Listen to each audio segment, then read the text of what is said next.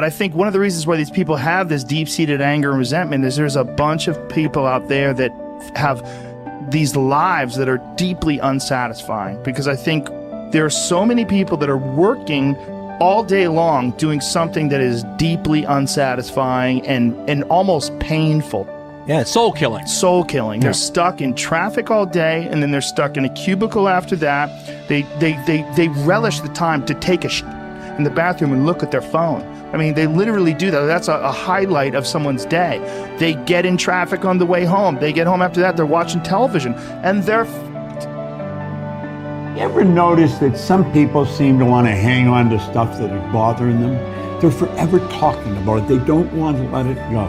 They've had a failure at something and it's grown. They can't get over it. They just can't get over it. Or somebody said something nasty to them. They don't want to let it go. Do you know what we should do? We should ask ourselves, everything that happens, is this serving you? Is this serving you? And if it's not serving you, get rid of it. You don't want anything in your life that's not serving you, that's not causing you to grow, that's not adding to the quality of your life.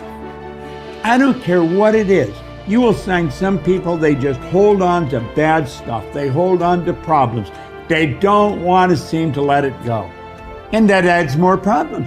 Whatever you focus on grows. The only thing that can grow is the thing you give energy to. Why would you hold on to anything that's not serving you?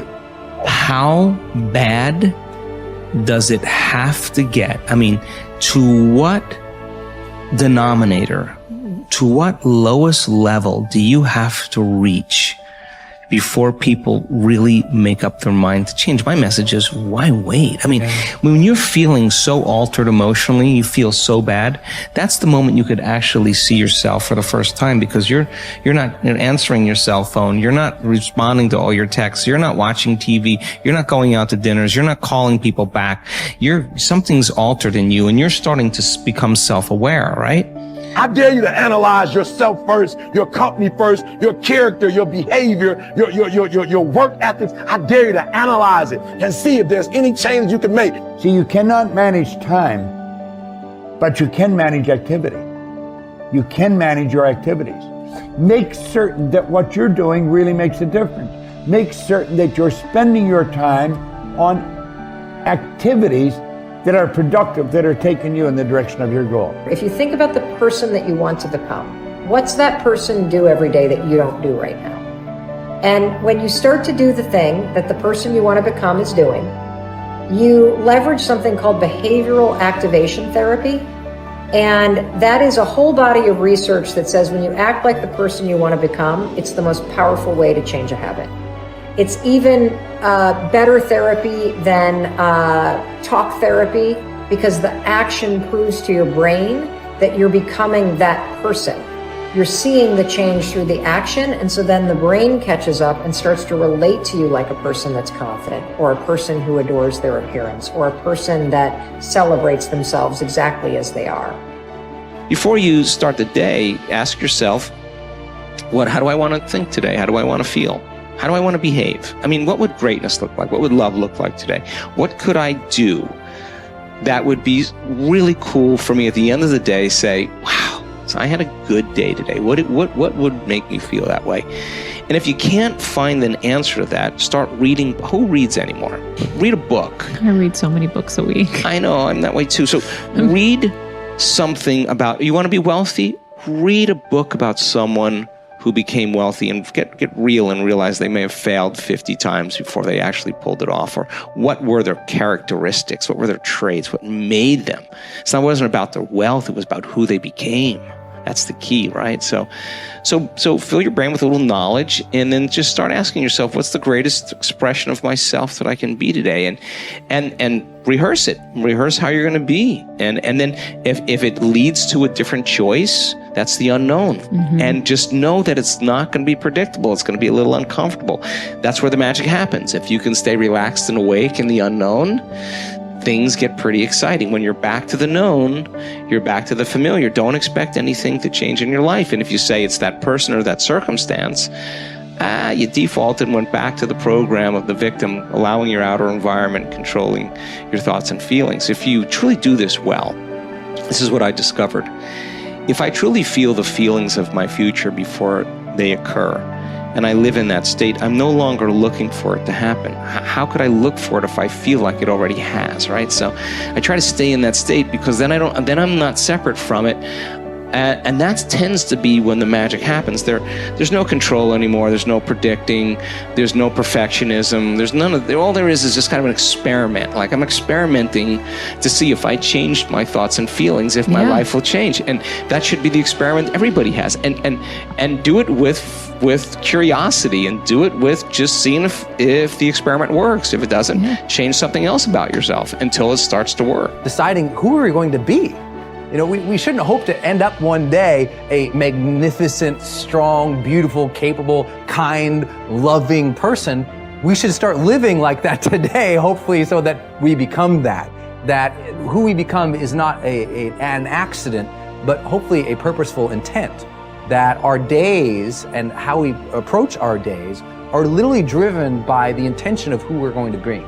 That we bring our character into each of the circumstances of our lives, and by doing that, maybe we can't always direct every circumstance of our life. We can't control everything, but we can certainly control our responses to them. We can certainly dictate who we're going to be in those circumstances, and that helps us achieve our ultimate destiny that we desire, not one that just lands on us. I think the other thing that really comes to people's into their power is when they really discover that, you know, each of our days is something that we can also design. Not just design who you're going to be. How are you going to design your day? What's this day going to be about? What's going to get your attention? What's going to get your focus? And what should not be getting your focus is just your inbox, or just what I call browser blackout, clicking around on all these blue links or images, or swiping here and swiping there, and then losing 4 or 5 hours of your day. Because what ends up happening for so many people is they lose 2 or 3 hours to distraction each day, maybe 4 hours of distraction of television a day. And over the course of their lives, now a decade is gone of opportunity, a decade of missed opportunities to connect with your family, to achieve your dreams, to work a little harder, to contribute that thing you always contribute, to learn that skill that you wanted to learn. Like, we have to decide on our days. We have to design them. We have to wake up and decide what this day is going to be about, what's going to get done, what's going to deserve our focus, who will we reach out to, instead of just responding to everybody else's needs. Look back over your life and ask yourself, what activities, behaviors, or decisions have been most responsible for my success in life to date? You will probably find that less than 5% of the things that you have said or done have accounted for most of the success you have enjoyed. You may find that it was your unique ability to solve a particular kind of problem or to take advantage of a particular type of opportunity. You may find that your special talent was an interpersonal skill that enabled you to influence and persuade other people at a particular time and place. You may find, on analysis, that it was an ability to take charge and accept responsibility for accomplishing a particular goal. Whatever has been responsible for your successes in life to date may be a good indication what you should be doing in the future. Analyze your work based on the measure that I call return on energy. Leaders in every field deliberately apply their talents and energies where they can achieve their greatest return on the amount of energy, mental, emotional, and physical, that they invest in any endeavor. They refuse to take on jobs or work in areas where they cannot perform at exceptional levels. They treat themselves as valuable resources, and they spend their energies very carefully. One of the questions that you might continually ask yourself is this the best possible use of my time and energy? Is what you are doing right now the most valuable thing that you could be doing, given your particular combination of talents and abilities? Often answering this question will help you to see that there is a vast difference between what you are currently doing and what you should be doing if you want to be fulfilling more of your potential. Once you have chosen your ideal job or occupation for this stage of your career, your biggest responsibility is to make the decision to become very good and then to become excellent at what you do. In a lengthy study on successful Americans, the Gallup organization discovered that expertise, or being recognized by your peers as one of the very best in your field, was one of the essential ingredients for success in American life.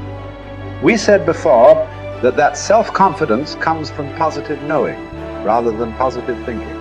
It is only when you know that you are outstanding in your chosen field that you really feel terrific about yourself, and that you enjoy high levels of self-confidence. Men and women who are good at what they do and who know that they are good at what they do are very different from those who are only average. They walk and talk and dress and behave differently.